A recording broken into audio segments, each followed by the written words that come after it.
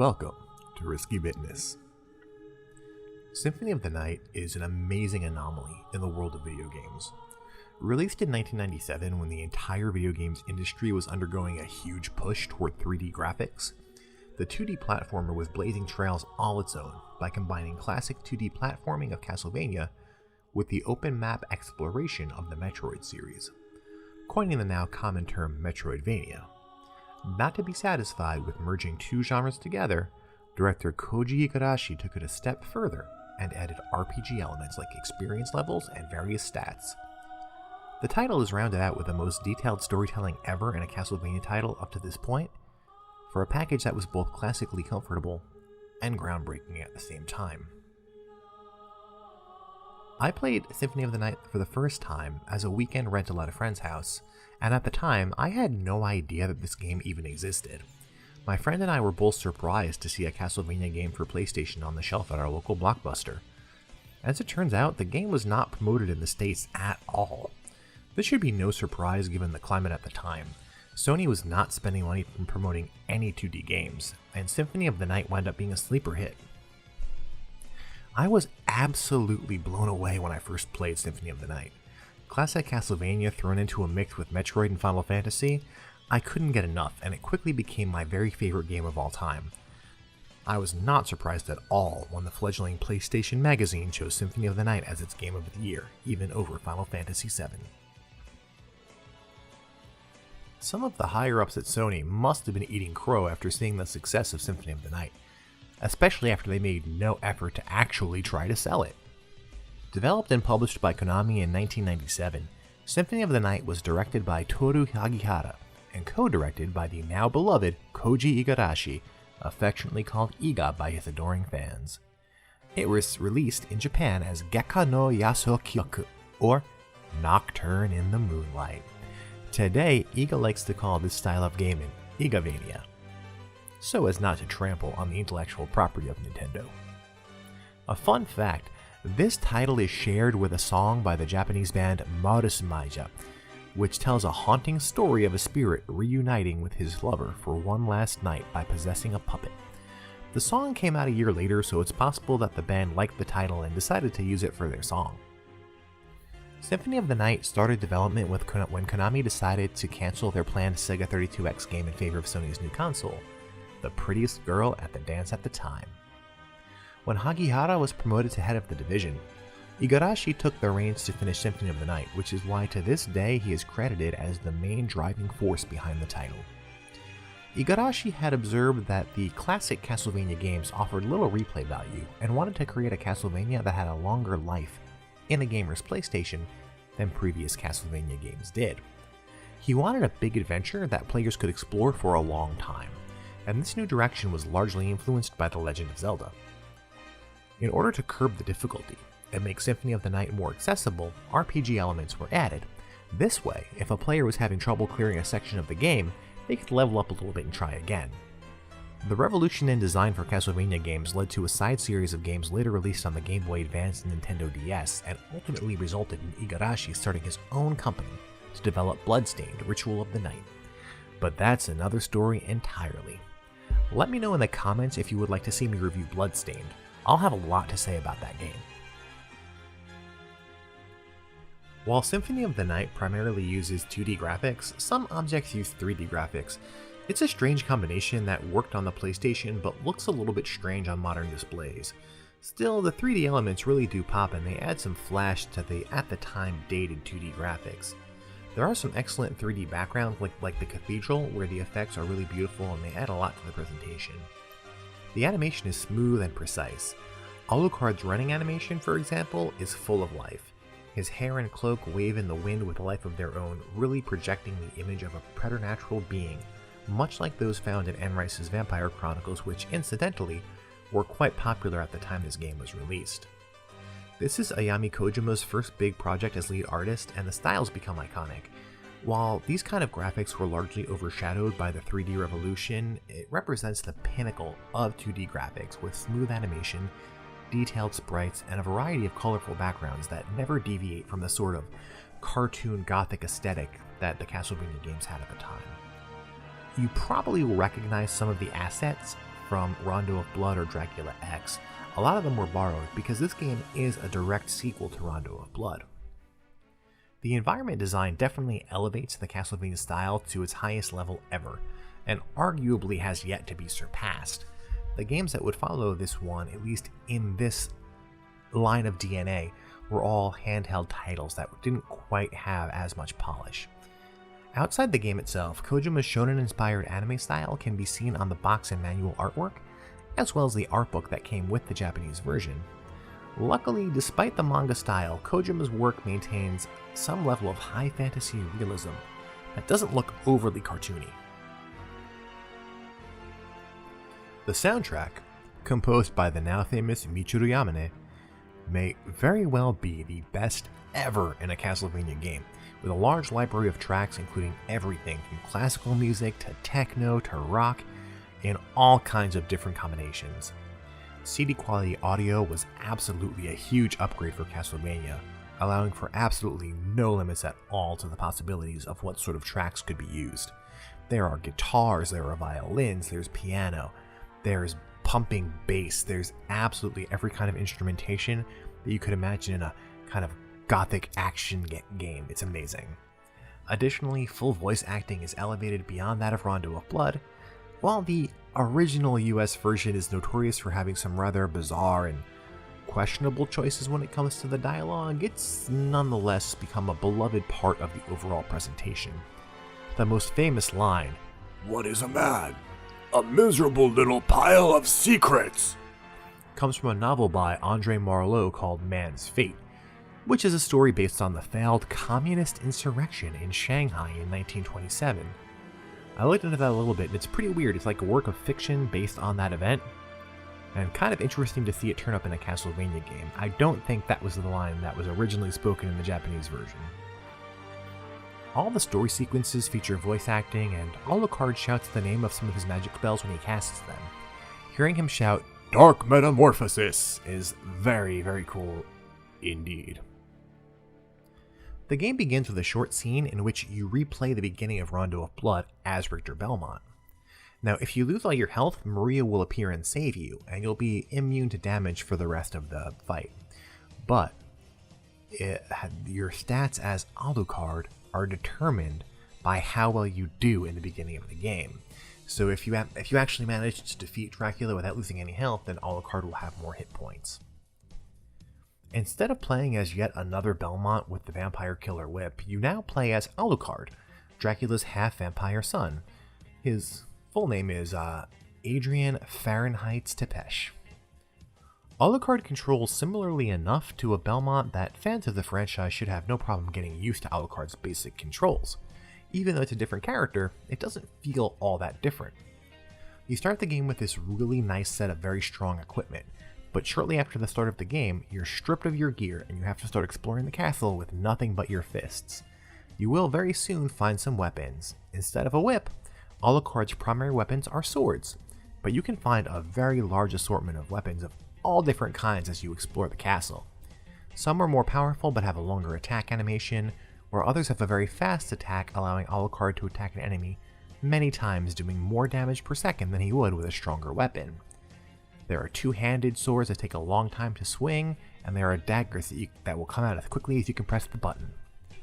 You'll also find that some enemies are weaker against certain types of weapons.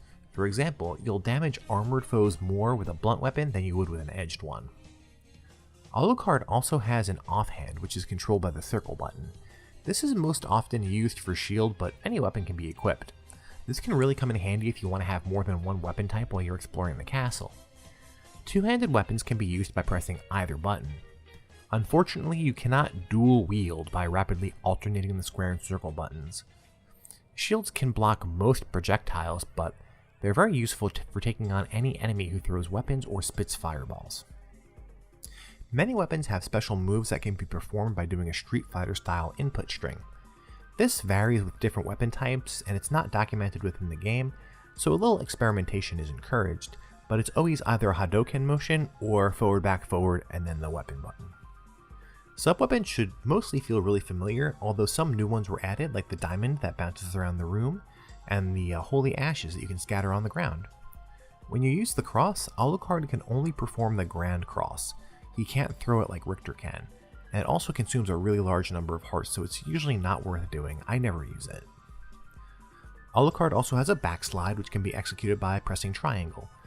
This seems pretty useless, but it actually comes in handy for dodging some attacks. More often than not, it's used to move around the castle quickly by cancelling with the shield. Alucard also has a number of magic spells at his disposal, which require button inputs similar to special moves and consume magic points. These give Alucard a huge advantage while exploring the castle, as you can defeat a lot of enemies very quickly. They're not listed until Alucard uses them. You can purchase spells from the Librarian, but it's really not necessary. If you just enter the corresponding inputs, they'll be added to your list automatically. There's also some consumable weapons that can be thrown, like shuriken and dynamite. There's a large number of items that can break the game, most notoriously the shield rod, which when combined with the Alucard shield make Alucard virtually invincible. There's also the Chrysogrim, which is so fast it's ridiculous, and there are a few other really powerful weapons hidden within the game. Alucard gains experience points by defeating enemies, which increase his level, improving all of his stats and giving him more hit points and magic points. Hit points, magic points, and hearts can all be increased by grabbing power-ups located throughout the castle as well. As Alucard levels up, the experience gained from enemies is reduced. There's a soft level cap around level 60. At that point, there's no enemies in the castle that will give you more than one experience point at a time, and it takes about 10,000 to level up. The armored enemies in the inverted marble gallery on either side of the big clock give the most experience of any enemy in the game. In addition to the wall meat, Alucard can use a variety of foods, potions, and other items to heal his wounds. These items are not consumed immediately. Instead, you hold them in your inventory until you're ready to use them. Using them is a little bit awkward. You have to actually equip them to one of your weapon slots, which means you have to remove your weapon or shield, and then press that button, and if it's a potion, you'll consume it immediately. If it's food, you'll throw it on the ground, and you have to run over it in order to actually consume it. But don't worry, you can get through this whole game without ever using a single potion, if you're really careful. There's also potions and items that will temporarily improve Alucard's stats, and you can also use them to heal status ailments like poison or curse, though most of the time, you can just wait those out. As you collect the relics that are hidden throughout the map, a number of additional abilities will be unlocked. It starts with really basic things like getting items out of candles or seeing enemy names, and it runs the gambit from a very high jump to transforming into a wolf, bat, or mist in order to reach new areas of the castle. Exploration is very highly encouraged and very highly rewarded. There are obstacles to progress everywhere, which will encourage you to backtrack and find what you missed in order to progress to areas that are inaccessible. A minimap is available at all times, and a map sold by the Librarian will add unexplored areas to the map, but there are a lot of secrets that will only appear on the map if you find them. Sometimes it's by striking a breakable wall or by solving a very small puzzle. Some areas can only be accessed after obtaining the double jump, or a new form. It would be really nice if the map would show percentage completion or the name of the current area, but instead of that you only see your percentage at the game start screen when you load up your save file, and the name of the area only appears one time when you first enter, and that's only in the first castle. You can achieve over 200% map completion by exploiting a couple of glitches, but otherwise the maximum is something like, I think, 199.8. The huge castle contains a number of warp rooms that help you move to different areas more quickly. Unfortunately, you can't select your destination, you have to kind of zip around until you wind up where you want to be. Each warp room has a unique crest above the keyhole, so that'll kind of help you remember where you are. You can also save your progress by visiting a coffin room, and this recovers all your hit points and magic points, but it does not recover your hearts. The layout of the castle is really a masterwork in itself though. As you gain more abilities and you open up more areas, you find links between all the different parts of the castle, and it makes it really easy to get around no matter where you're coming from. No matter what area you're trying to get to, there's always some kind of shortcut you can take to get there, providing you've unlocked whatever obstacle was hiding it from you to begin with. Unlike previous Castlevania games, due to the size of the castle and the open exploration, like knockback for example isn't really a big threat anymore. At worst, you lose a few seconds of exploration, so you no longer have to worry about getting knocked into a pit by a Medusa head and losing a life. A little later in the game, Alucard can collect familiars, who are creatures that follow him around and fight, heal him, or help him solve puzzles. They level up independently and they get stronger by fighting enemies. If you can manage to level the sword familiar all the way to level 50, then you get a new weapon. The absolutely massive library of items and equipment in Symphony of the Night is really impressive, and a lot of items are only dropped by enemies. There are some really powerful items and rare drops that can only be received by grinding for very long periods of time. The number of secrets in this game is pretty amazing, and there's this wonderful lack of uniformity among the items you can receive. Some items and weapons work in ways that are completely unique, and they really break some of the rules of the game. But it's this lack of polish that makes Symphony of the Night feel truly organic and really like a labor of love. I love that there are some things that don't quite fit and some things that are a little broken. Even the loading screen is really fun to play with. There's like a little ribbon that you can spin around, and it really shows the dedication and the ingenuity behind making this game a unique and fun experience. There are tons of neat little touches too, like these chairs you can sit in, which sometimes have various effects, and how when you get turned into stone, you sometimes get turned into a gargoyle, which was explained as because he's part vampire that happens. Symphony of the Night also has multiple endings, and which one you get depends on how far you proceed in the game and what choices you make to a degree. There is one kind of false ending. If you proceed through the castle as normal and you don't pick up on Maria's clues, you defeat Richter and the game ends. But if you follow her instructions, you find the entrance to the reverse castle, and then you can reach the true ending. The inverted castle is a copy of the first castle, but it's just turned completely upside down. It's a little disorienting at first, but it's a lot of fun once you get used to it. It gives you an opportunity to explore the castle in a whole new way. And as you do, you can see that it was definitely designed to be playable upside down, and it's really pretty mind-blowing how good and normal and natural it feels to be in the upside down castle sometimes. After you finish the game, you can play both castles as Richter Belmont. The whole map is open, and Richter has a number of special moves available that will help him traverse the castle without having Alucard's powers. It's not possible to reach every room in the castle, but you can reach most of them. Richter plays otherwise almost exactly like he did in Rondo. He can't level up or equip any different items, and he starts the game strong enough that you can finish the game, but his game mode is a lot harder. You can only be hit a few times before you die. The castle and the inverted castle are both massive. They have hundreds of rooms to explore. I think there's a total of like 2,000 rooms between the two castles. You'll get totally lost in it. And the environments are largely varied and fun to explore. Once you think you've seen everything, you'll drop through a floor or walk through a corridor and find a completely new and unexplored area. Not content to be just a castle, Dracula's residence also has no end of catacombs, dungeons, crypts, and more. There's even a librarian who will sell Alucard various items and equipment. The librarian can also show you the bestiary, which tells you what monsters you've encountered and which items have dropped, as well as strategies for defeating the bosses you've encountered. Since there's no longer a level-by-level layout, bosses can be found within each area. There is usually a save room near the boss room. Boss fights aren't particularly challenging here though. Unlike previous Castlevanias, Symphony of the Night really is a much more relaxed experience. In fact, as you get farther into the game, the bosses kind of become a little pathetic. Symphony of the Night is, as I said earlier, a direct sequel to Rondo of Blood. It takes place 4 years after Richter defeated Dracula. Richter has gone missing and the castle has mysteriously reappeared. Maria Renard has entered the castle to search for the hero.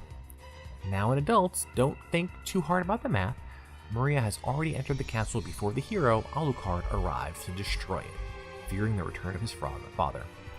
Alucard encounters Richter, who claims to be the castle's new master. Alucard sets off to defeat Richter, but encounters Maria, who is quite sure that Richter is being controlled. Alucard can either defeat Richter or heed Maria's warnings and try to discover what is truly at work in the castle. If you listen to Maria, eventually you'll find yourself in the reverse castle, where you can defeat Shaft and Dracula himself, who seeks vengeance for the execution of his wife Lisa at the hands of mortals who accused her of witchcraft. Once you arrive in the inverted castle, you have to defeat the monsters to collect all of Dracula's parts, just like in Simon's Quest. In addition to giving Alucard some stat improvements, the parts allow you to access Dracula's room and destroy him.